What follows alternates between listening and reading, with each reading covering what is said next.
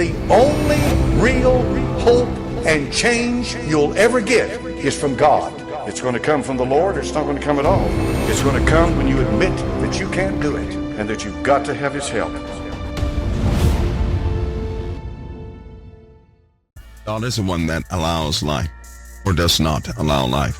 He is the one. By His authority, His command is wisdom, and I will never question God's wisdom or His authority. If somebody has life, then God has seen fit for that person to have life.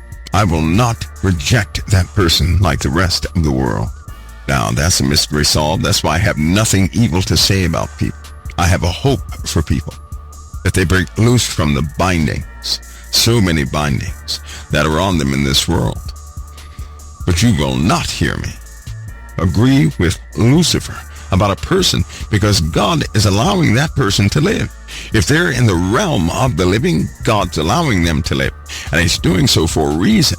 And if they catch my eye, or if I begin to know them, then He allowed that for a reason. That means for me it's time. It's time to go to work. It's time to represent the kingdom.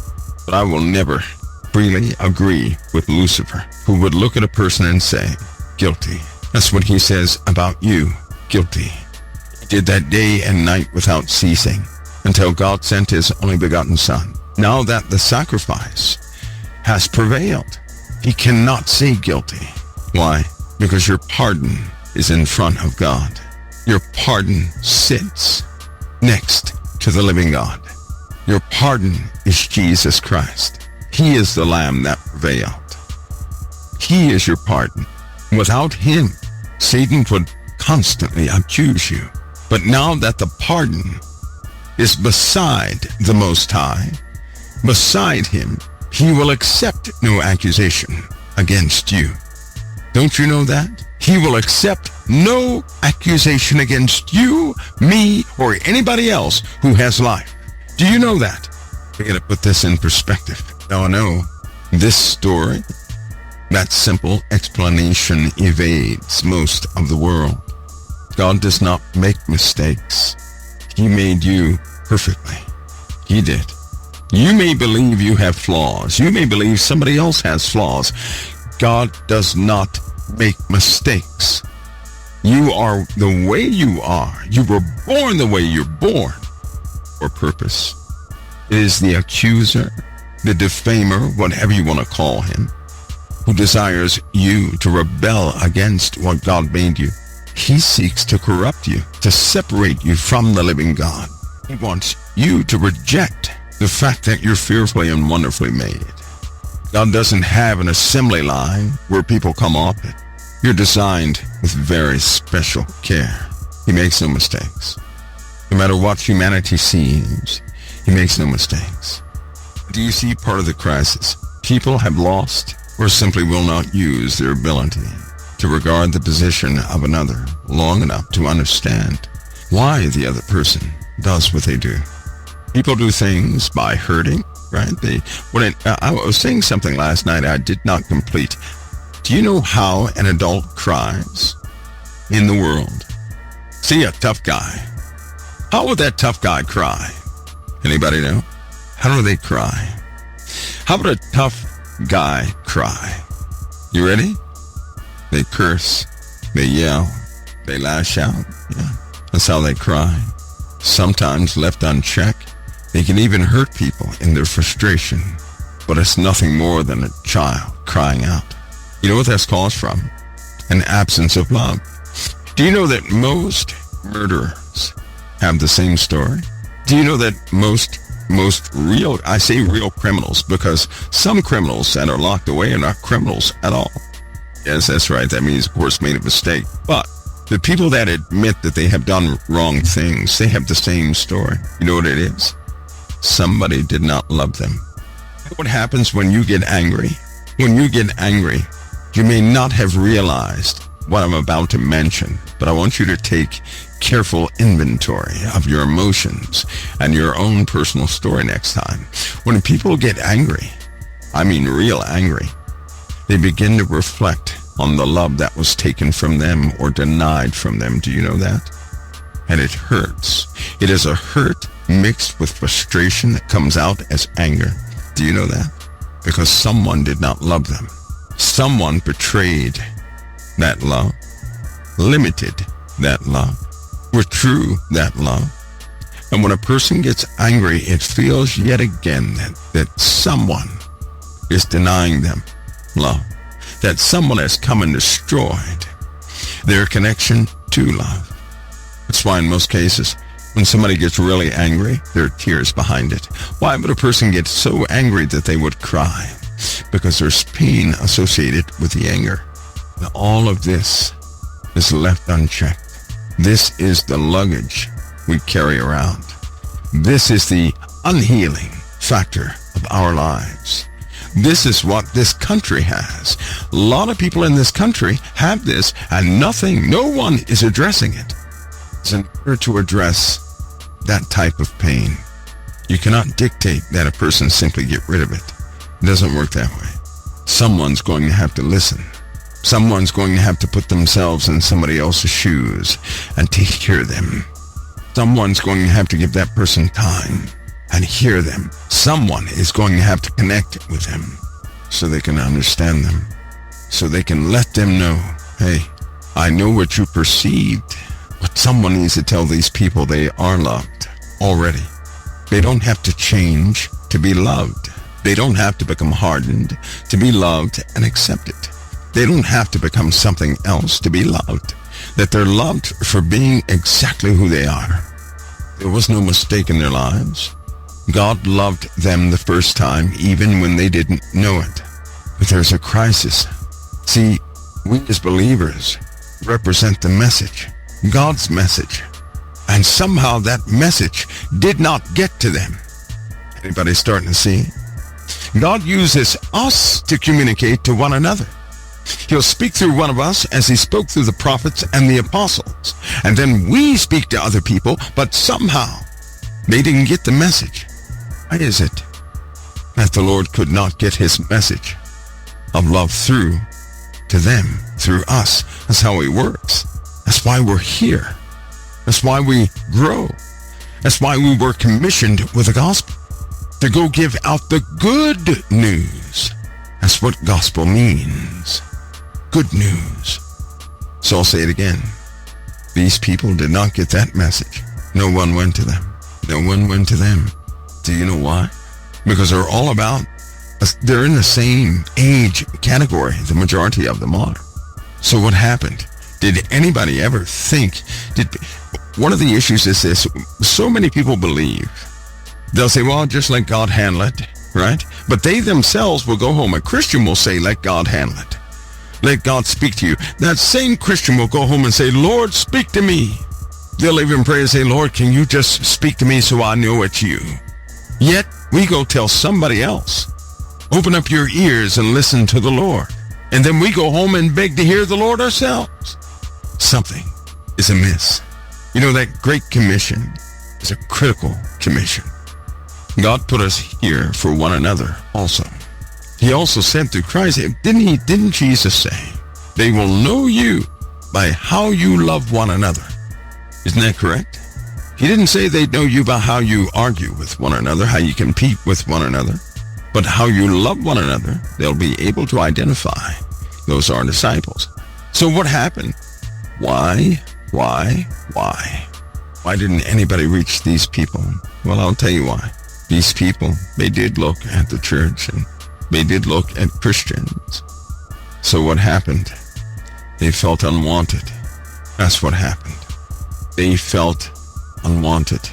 They didn't meet the standard of going into that church or going into that church, and then nobody reached out to them beyond the boundaries of the church. See, everybody's found inside the church, but nobody's outside the church going to the people. But it came to them.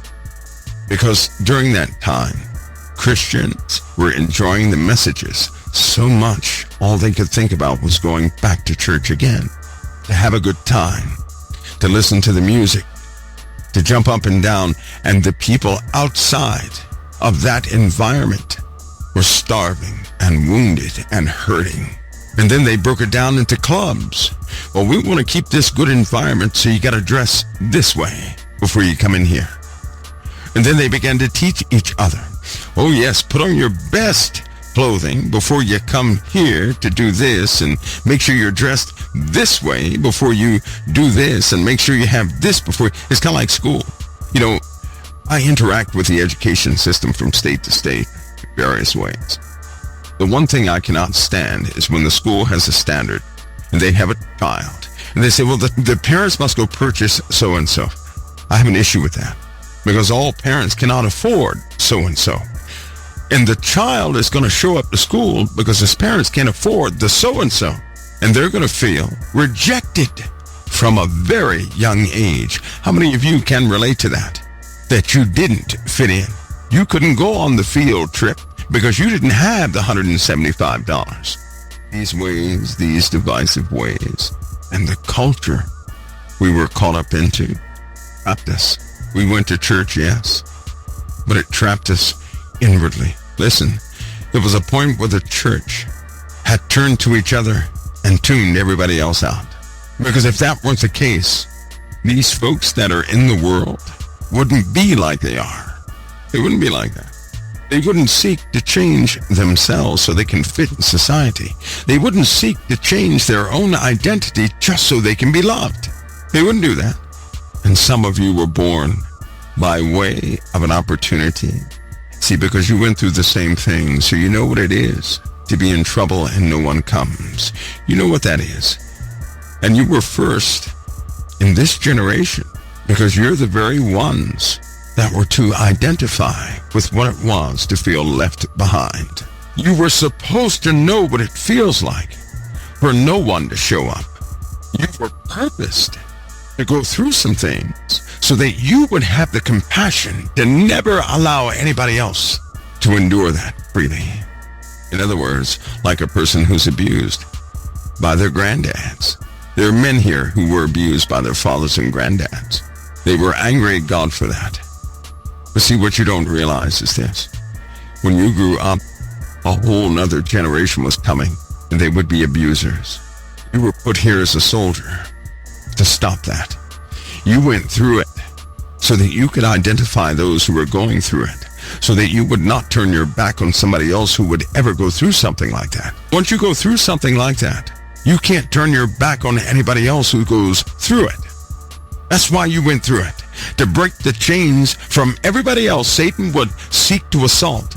In other words, God made you a vessel from the beginning. He broke you from the foolishness and the lies and the deceit of this world by showing you the truth of what darkness truly is in that specific circumstance, so that you would have the passion to go out and identify and tell Satan, no. You've been empowered. You have been put behind. You've been empowered above everybody else to recognize what's actually happening. So while a person is clapping and they're oblivious, you know the truth. The somber ones, the ones who watch, all of you who went through anything in your youth, do you know who you are? You're the ones who watch. You cannot tell a soul you don't watch, because you do watch. Everything in you makes you watch. God did not make a mistake in that either. He knew exactly what he was doing. You cannot help but to observe and to watch. You watch constantly. You've tried not to watch, and it didn't work. You cannot help but to watch. Some of that energy you feel sometimes, what do you think you have that for? That great passion stirred up when you see specific things, even through a movie. Why do you think you have that? That's not your love. That's not your passion. That's a seed of your Father in you that is meant for this world, and you are the designated vessel to carry it. You know what angels were called that were assigned to intercede for mankind over the earth? You know what they were called? They were called watchers. How curious. And when the first set fell, God replaced them. Because you see them in Daniel, the watchers, not the bad ones. So that word watcher is not some bad word. It's a designation for those angels who intercede for mankind. They were in the book of Daniel, so God replaced them. That's a job title. That's what they did. And many of you do the exact same thing. You cannot help but to notice. You cannot help but to observe. You pick out details nobody else can even hear nor see. Father didn't make a mistake. No, but we missed. Some of us missed our assignments. That's why it's important that all of us have God's truth. We have to have God's truth. We have to be reminded of God's truth. We have to examine, look in, and study God's truth and make sure it's not our truth, but God's truth, so that we're not lacking in any of these areas. So we can make that difference. It's in our hearts to make. It's in your heart to make a difference. It's in there. It drives you. In some cases, when your life is going down the tubes, do you know what brings you back up a little bit? It's your heart to help somebody else out. Even when you're in crisis, you want to make a difference to somebody else. We allowed our own lives to become a distraction from the calling in our lives. We've tried to assign ourselves other callings that had nothing to do with what God equipped us with. We tried to run from what we had within us. Those days are over. The Lord put us here because we are, in fact, extensions of His will. Do you know that? We're in this earth to affect the physical side of things on purpose. It means you all have positions, but we didn't take them. Not all of us. That's what happened to the world. We dropped the ball. We were turned inwardly in our own crises so much we couldn't do the work. Just like the word says, through the cares of this life and the riches of this world, we can lose the word of God. And we were turned so inwardly, so self-absorbed with our own problems, we could not be vessels for anybody else.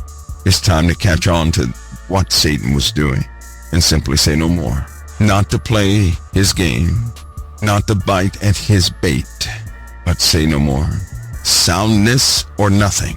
No more Satan, no more darkness, no more being trapped by your own circumstances. Because I'll tell you something, just in case you have not noticed, you're always going to have some issue in your life that will require your attention. There's always something that's going to pop up. There's always the unexpected that's going to demand attention. You've got to make some choices.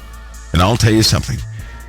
The adversary hates it when we say, Lord, you handle my business because I'm going forward in yours. You apply the scriptures and say, Lord, you said, take no thought of tomorrow. Don't think about what you're going to eat or what you're going to drink and all these things the Lord will provide.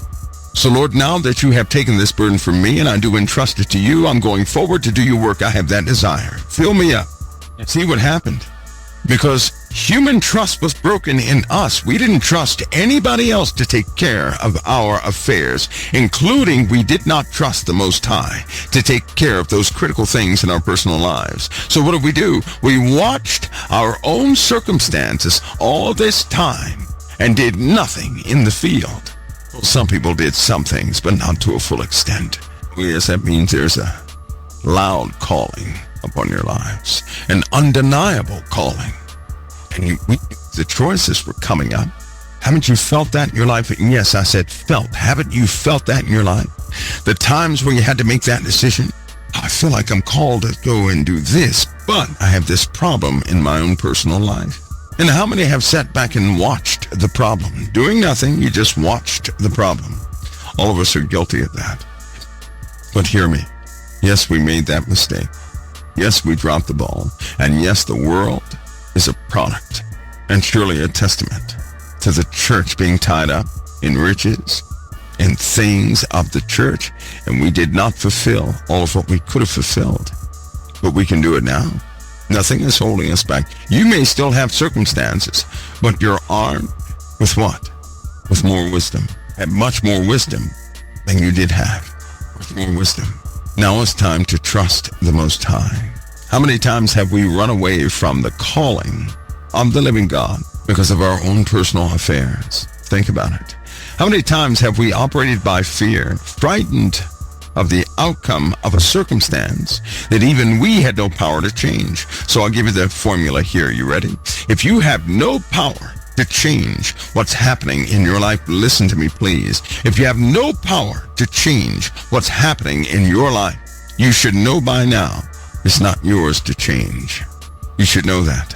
Because how many hours have you, how many days, how many months have you watched a problem, but you had no power to do anything about it, but it took all time away from you? Come on now. I know it's a complicated theme, but how many have done that? How many of us? It's okay here in COT. We like truth, even when it hurts. But how many times have we sat there and watched a problem we had no power to do anything about, and watched it for months? And it only took away our time from other things. Then when the problem was over, we said, oh my God, I could have done this, and I could have done that, and I could have done this. So let me tell you this. God doesn't show up at the beginning. Number one, he didn't show up in the middle. Number two, he shows up at the very last moment. That's when he shows up. He's done that consistently over my life, and I'm sure I'm not the only one. He did that to let me know, Michael, why do you worry about these things when I show up at the last moment every time? And you had no power to change it in the first place. It's like a dad telling you, stop wasting your time on worry. Stop, because worry has nothing to do with why you're here on this earth. Worry is a thief, do you hear me? It is a spiritual thief. Worry is a thief, and it will rob you. Because how many times have you come out of a trial? How many times have you come out of a trial and then it hit you? I could have. If I would have known this would have been taken care of at the end, I could have had this done and finished this or did this. How many times? How many times do we continue to worry? We have no power to change something. Listen to me. Do you believe in Christ? Do you guys believe in Christ? I do. When you have no power to change something, understand it's not yours to change, and pray to the living God. When you can't change it, cast your cares upon him. He gave us that instruction, to cast your cares upon him. He already knows what you have need of before you ask him. Were we told that? Yes. See, this is for those who do not want to be doorstops anymore. This is for those who want to respond to their calling. This is for those who understand that we have a problem in the world and that the people of the world cannot solve it. How many presidents do we have to go through to realize that men in those positions can only go so far? They can only go so far. They can't go all the way. How many times do we have to be told the exact same thing over and over and over and over again? We have a chance to do something about it, because this world is overtaken by fear and worry and concerns that they have no power to correct or change. But listen, God doesn't make mistakes. Your life was authored. Never forget that. Your life is not happenstance. Your life was authored. That means someone took the time to write your story. Do you hear me? Not the story that you want to live or that you want to establish or that you respond to, because people are making their lives to be a response to early environmental challenges and differences, and people that have been in your youth who have starved you of specific things. No. You are unique. You are one of a kind. There's only one like you. There's not two, there's not three, there's just you. You're the only one like you on the whole face of the earth. Do you know that? There was no one like you. All of us are different. All of us are unique. You're one of a kind. And you'll only be here one time. So what are you going to do? Because you're not getting lost in any crowd. No matter how much you try, you're still going to matter. Do you know that you're sent here? And people are also sent here behind you so that you can reach them. Do you know that? It's kind of like God could not send you until your parents came. Your parents had to be here to establish some things before you could ever become, before you could be here. Whether you're adopted, whether your parents gave you away or anything else, I'm telling you, things are orchestrated. And before them, things had to go perfect to get them to be there. And before them, things had to go perfect. Whether they were in combat, a war, a genocide, it does not matter. Your life was authored. It is authored. Father does not make mistakes. There is not one soul who's useless in this world. That's a term men use. That's how they degrade each other. Be careful to understand what your Father said, not what men say, not what men or women have made up. God does not make mistakes. You are fearfully and beautifully made. You are of high purpose. No need to get jealous at anybody else. You're just as critical as those you find important. So the choice, it's yours. Having wisdom, having a better understanding of some elements that have been happening in the world, knowing about the distractions and the season of overabundance and how we indulged ourselves on that season of overabundance, right? How do we know if something is from the Lord? Because when something is from the Lord, it is without regret. You certainly don't lose it, and it's not burnt up and lost. How about that? And God said, don't build up your treasure here on this earth. That's what he said. Remember he said that? So we know what true blessings from above truly are. If he told us that our heart is where our treasure is, and our treasure is where our heart is, then we know he's giving us things that are eternal. Be careful to classify, right? To categorize what God has given you in the right category. Just because it's a good thing to you right now does not mean it's from the Lord. Do you hear me? That's not what that means. What the Lord gives you, you'll never regret. What we give ourselves or we go out and get ourselves, we often regret it. What God gives comes without regret. It's painful to know the true circumstances of a place. But those circumstances are all but hidden to most people. It's very painful. Painful to know about certain things. It's painful. It's painful to know something, but it's not your place to do anything about it. So all you can do is carry the word of God in the hopes, and pray for everybody else and pray to the Lord that somebody get to them, that somebody reach them. Because unlike most people who blame people for their choices, I know the adversary is here on this earth. I know what he's doing. He perverts everything. These ideologies, these things that people carry, I know who's behind them. And see, in my mind, I'll never accept anything less than this from me. This is not for you because I don't have a demand on anybody else. But I know I can do a lot more. I will always assume responsibility for any breakdown. I'll never cast blame because there's always something else I can do. Always. We have to go into the calling. That's the upside of the conversation. There is no downside to a calling, just so you know that. Can I tell you guys something? How many people in this world have called themselves? I'll make something clear. And by the way, listen, I'm just not talking tonight because we have a lot of scripture to go through for the days and weeks ahead. A calling is something you are made for. Here's one thing I don't believe a calling is. I don't believe a calling is something where you develop in the world and all of a sudden, God gives you a calling based on how you developed. No. I believe you're sent here very specifically, and that your character, and that everything about you is made for you. Even your voice, the way you look, the way you have come to look to this very point is part of your calling. All of it is crucial for your calling. All of it is. But I've also noticed something. See, God gives us a calling. I noticed that with the apostle. I noticed that with the prophets. I noticed all throughout the Bible how God assigned them a task.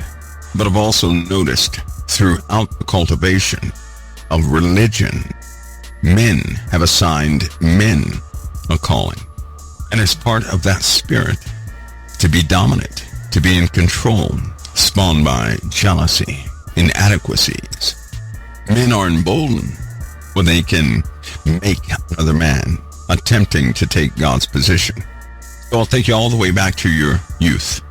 In your youth, you had specific passions that you operate by right now. See, because in your youth, you believed certain things and you could not explain. There was no explanation as to why you believed them, why you felt so strongly about them. But you did. They've been consistent to this very day. It is the world that attempted to change that of you, calling you naive, over trusting, this, that, and the other. Why is it that the very things they said you were naive about back then, you have to this very day for the Lord? Think about it. So you were built, you were made, you were born with characteristics, a certain specific type of spirit that has persisted to this very day. No man developed that. It was already within you. There are certain things in servitude to others that feed you just like food does. You know that?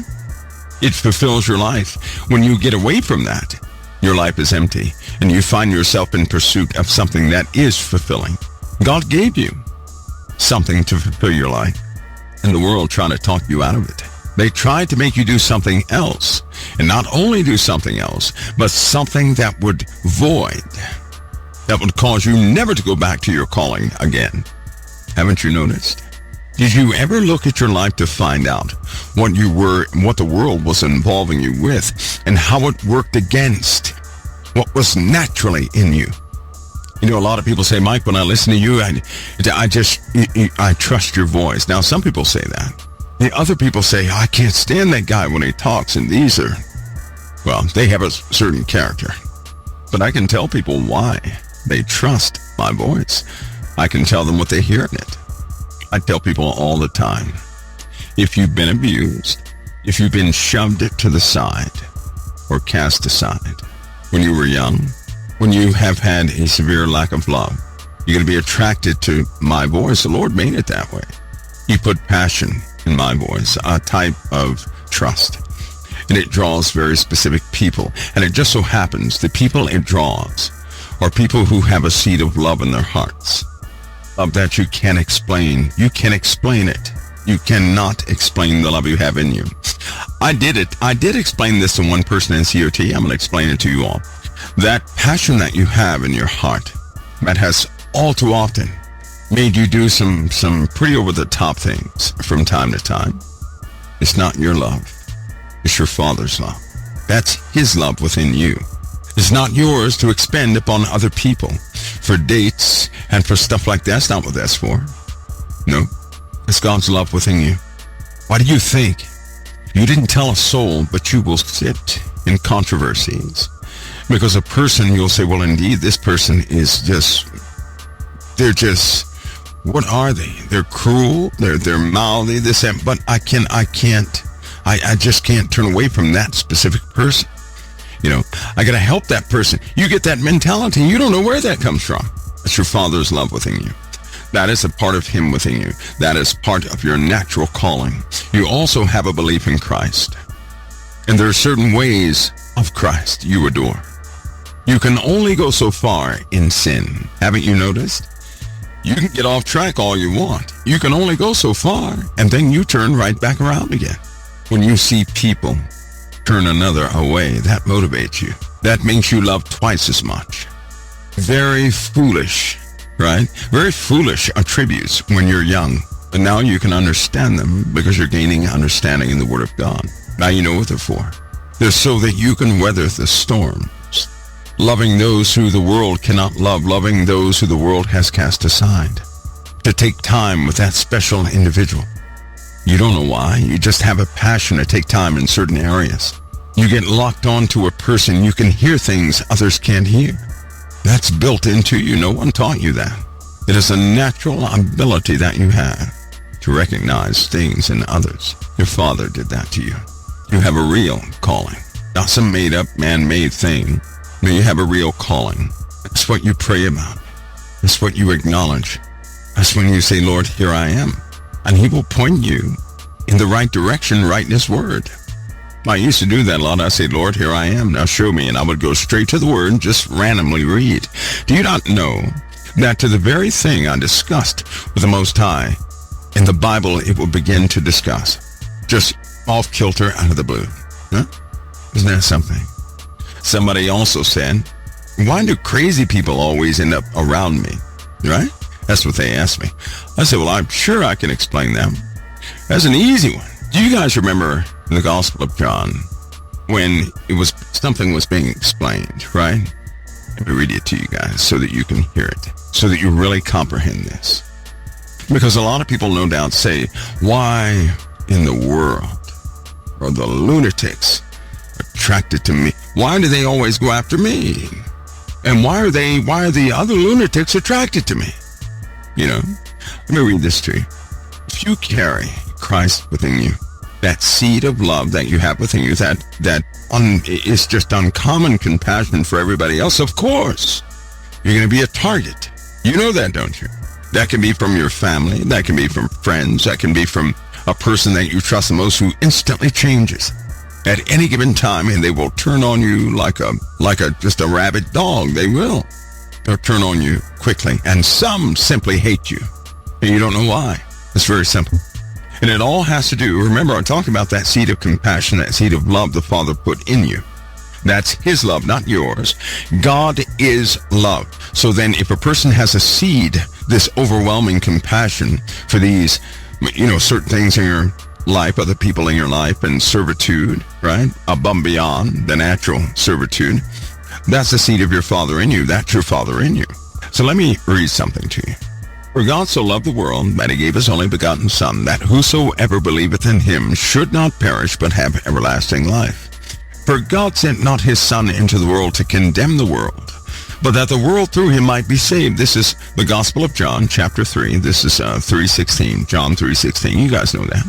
3:18, John 3:18. He that believeth on him is not condemned, but he that believeth not is condemned already. Now let me say that again. He that believeth on him is not condemned, but he that believeth not is condemned already, because he hath not believed in the name of the only begotten Son of God. Now listen to me. Why is a person who does not receive the Lord or rejects him, why are they condemned? Because they didn't believe upon the name that they already knew. You hear that? I'm going to knock out, two birds with one stone here. Many people think, well, that person just doesn't know. Yeah, they do. Yeah, oh, yes, they do. Oh, yes, they do. Don't let anybody ever tell you that somehow somebody does not know. Yes, they do know. And they choose, if they choose not to believe, they are condemned. Do you hear me? Because people can pull at your heartstrings, those of you with the seed of the love of God in you. They'll pull at your heartstrings and pull you right out of your area into the muck and the mud that you're not supposed to be in right now. Do you hear me? If you believe a falsehood, it's like a fish hook. That's what falsehoods are, like a fish hook. Now follow me on this. So it says, but he that believeth not. Now to purposely not believe means you know of, you just don't accept it. You do understand that, right? That means you know, but you don't accept it. That's what it means. You know, but you don't accept it. Okay? And normally what that really means is you know, but you're against it. Every single person I've ever talked to that was an atheist, they already knew, but they refused it.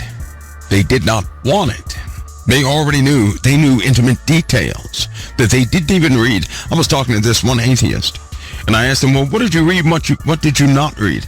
Have you read this? They said, no. So I began to ask questions out of the part that they didn't read. Do you not know they had knowledge of it and they didn't even know it? It shocked them. When the conversation was over, it shocked them that they knew Scripture. I said, because God put the truth in everybody, so that if somebody is condemned, they're going to be condemned by a just judge. See, every judge knows you have to understand your charges before you're charged. Oh, they understand. They don't want it. They just did not want it. It is naturally in them.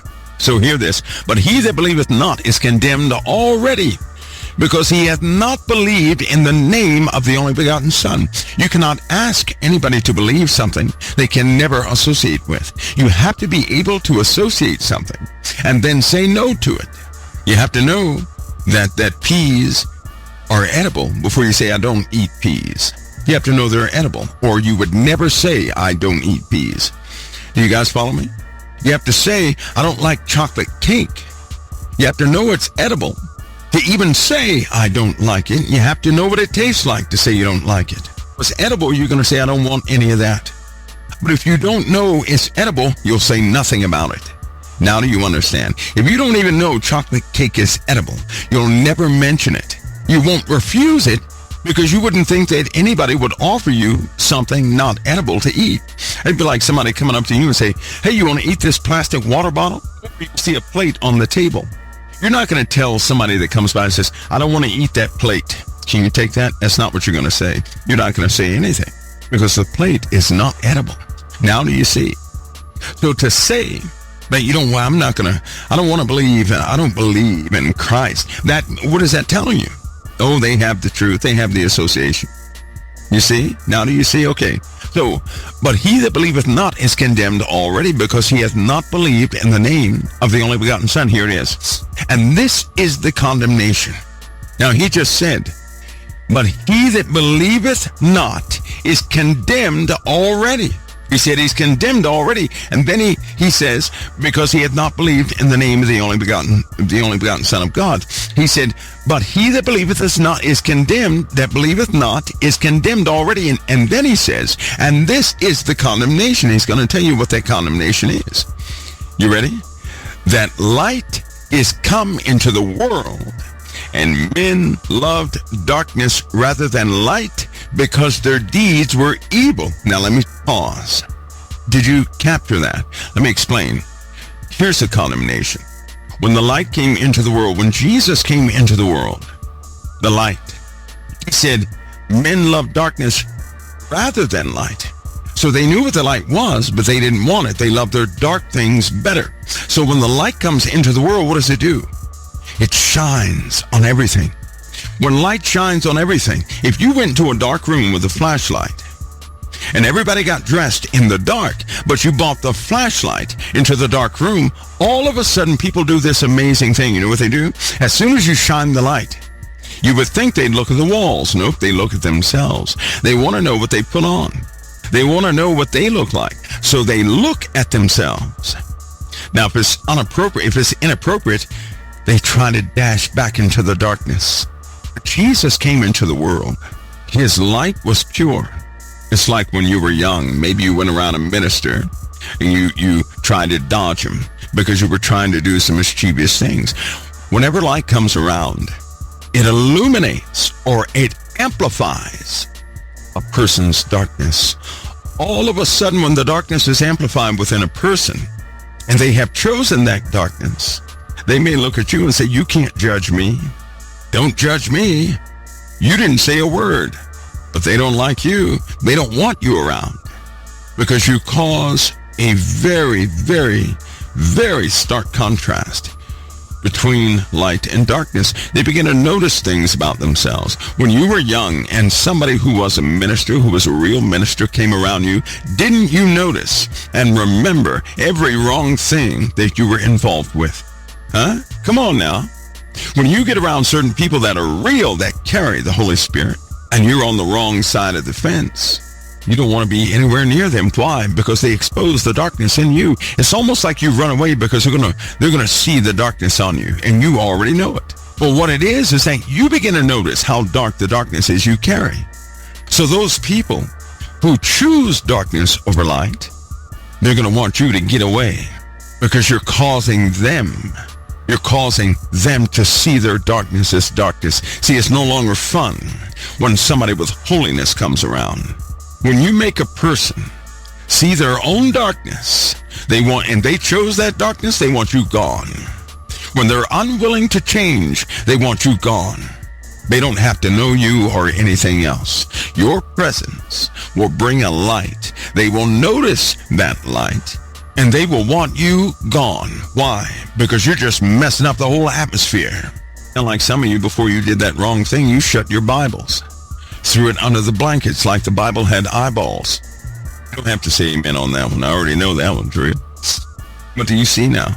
That's why some of you, especially when you start having prayer time with the Most High, you're going to notice that more people won't like you. You're going to notice that. Now you know why. Listen, that's all of us. I think all of us have been around somebody who was righteous at some point. And we said, oh, no, I can't be around that person right now. I had a friend who almost killed himself because he had a cigarette in his mouth.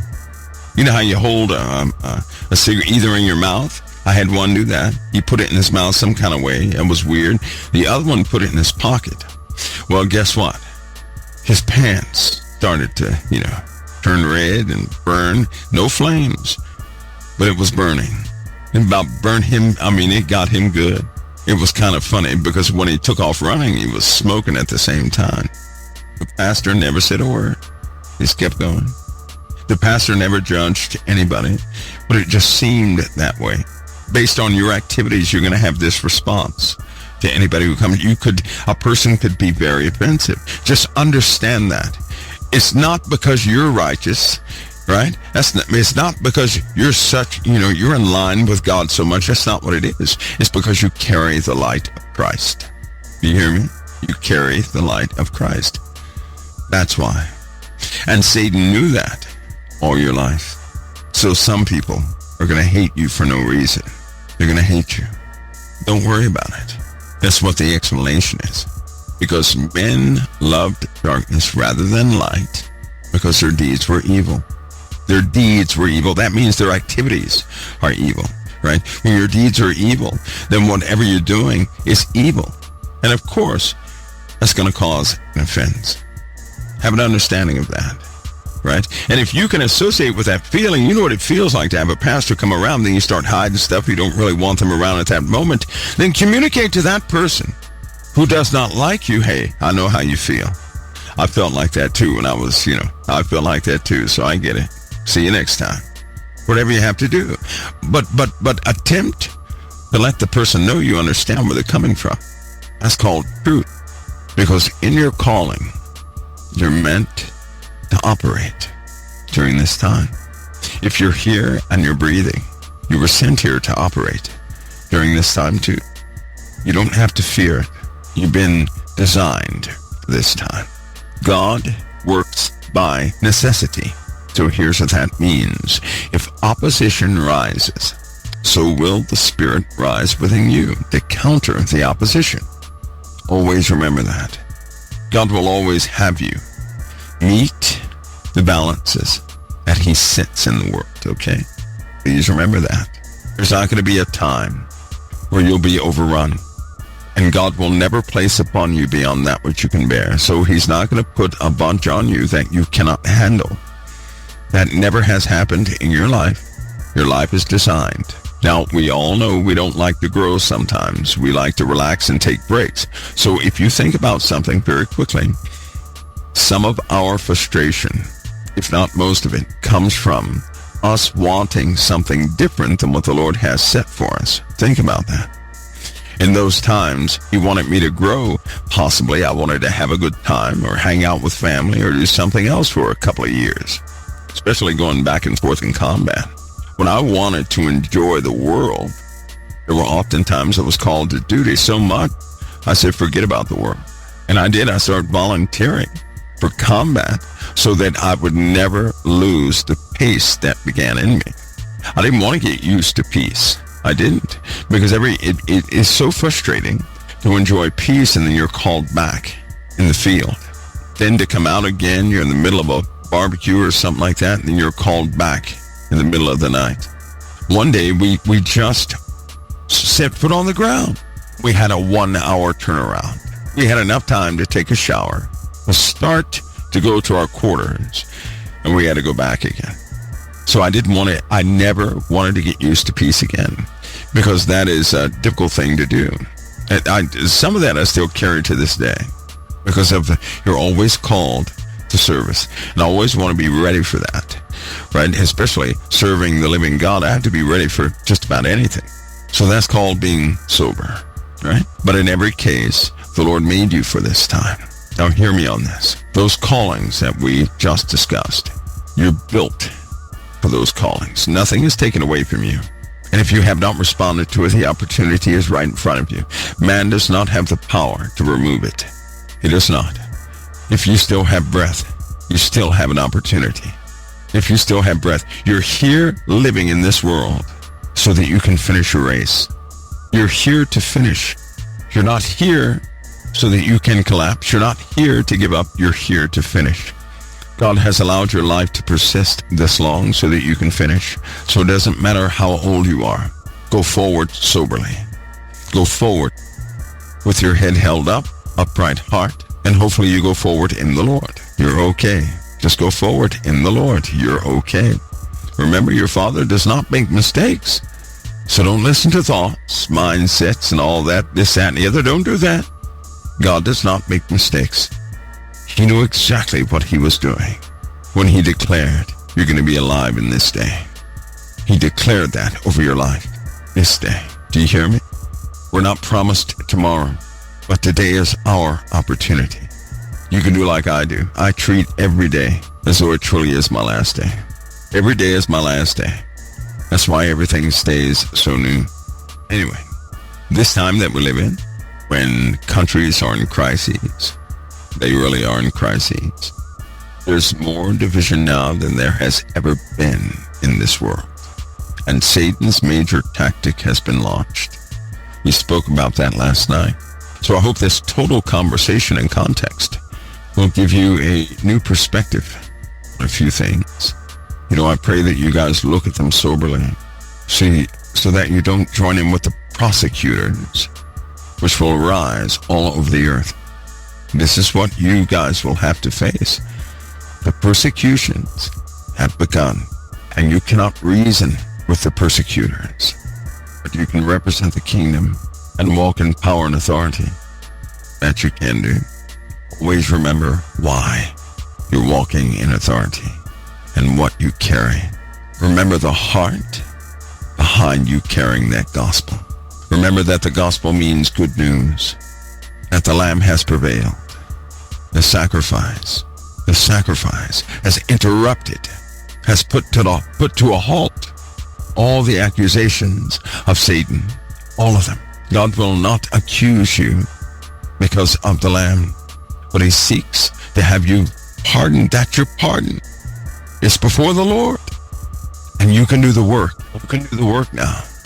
God changed and satisfied what he had to change and satisfy so that you could do the work. Hear me on this. I will not be specific, but I hope you remember.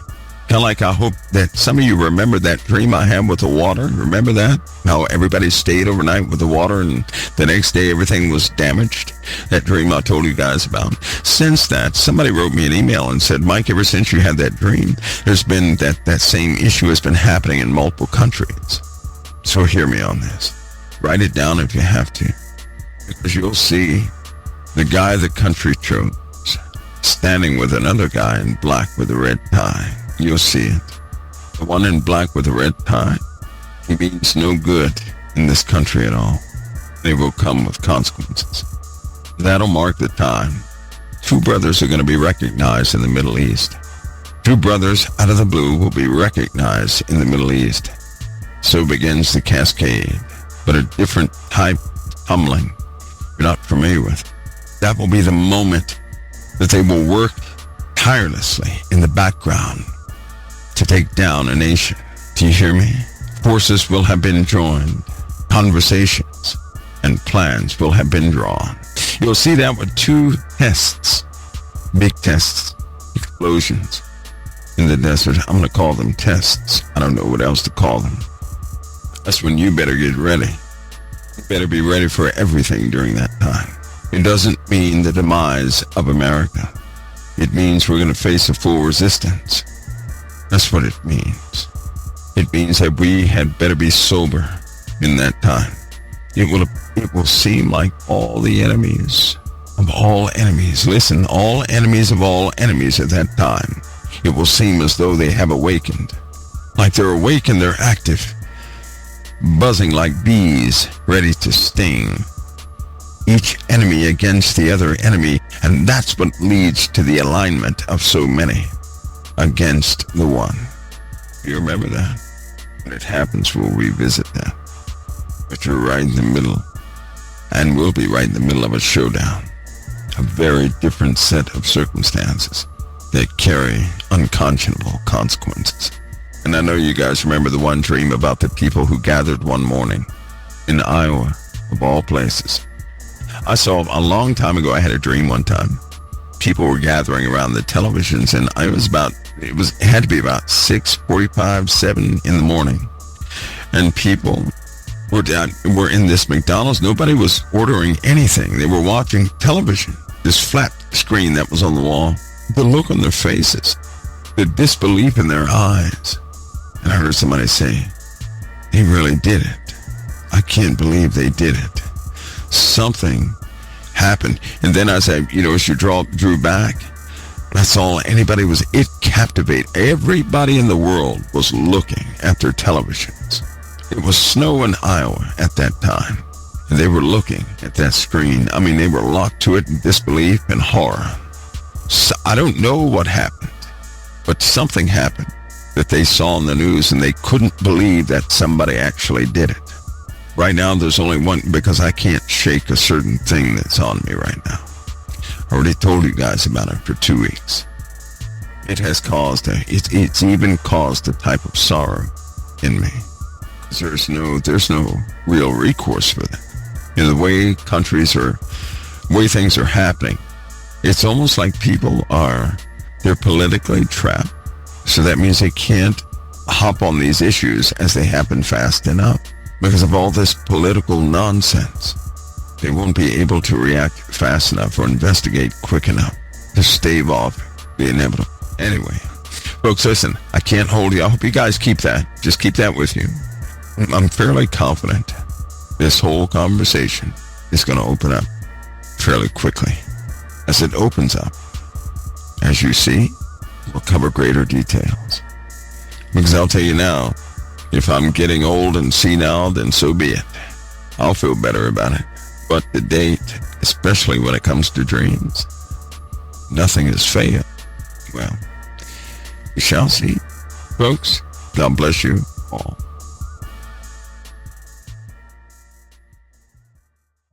COT's base of operations is right here at thecounciloftime.com. COT has no other outlet or venue. These are other folks who will rebroadcast.